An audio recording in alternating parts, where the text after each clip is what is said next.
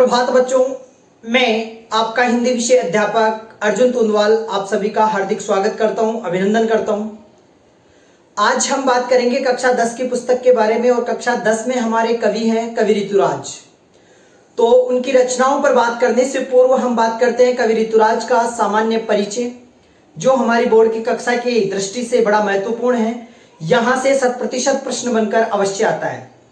अगर कक्षाओं की बात करें तो कक्षा 10 की पुस्तक में है ही, इसके साथ ही प्रतियोगी परीक्षाओं की दृष्टि से भी ऋतुराज का अपना अहम योगदान है। तो उनकी दृष्टि से भी और परीक्षाओं की दृष्टि से भी हमें इनका परिचय पढ़ना होगा। तो बिल्कुल छोटा सा परिचय, ज्यादा कुछ लंबा चौड़ा परिचय नहीं है, 2 या 3 मिनट का परिचय है। तो हम उस पर नजर डाल लेते हैं और विस्तृत अध्ययन करेंगे। तो बात करते हैं शुरुआत में ऋतुराज की। ऋतुराज जो कवि हैं, इनका जन्म 10 फरवरी 1940 को भरतपुर जिले में हुआ है और भरतपुर जिला है राजस्थान में, राजस्थान भारत में। ठीक है, तो ऋतुराज का जन्म कब हुआ? 10 फरवरी 1940 भरतपुर राजस्थान। बात करते हैं ऋतुराज के बारे में। तो ऋतुराज राजस्थान विश्वविद्यालय जो कि जयपुर में है, राजस्थान विश्वविद्यालय जयपुर से इन्होंने अंग्रेजी में स्नातकोत्तर की उपाधि प्राप्त की। स्नातकोत्तर का मतलब होता है एमए की डिग्री, मास्टर ऑफ आर्ट्स। ठीक है, तो एमए की डिग्री किसमें ली इन्होंने?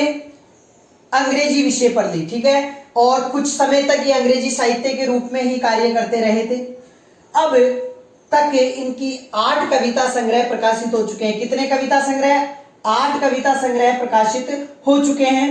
इन्होंने संपादन किया है एक, जिसका नाम है कविता की बात।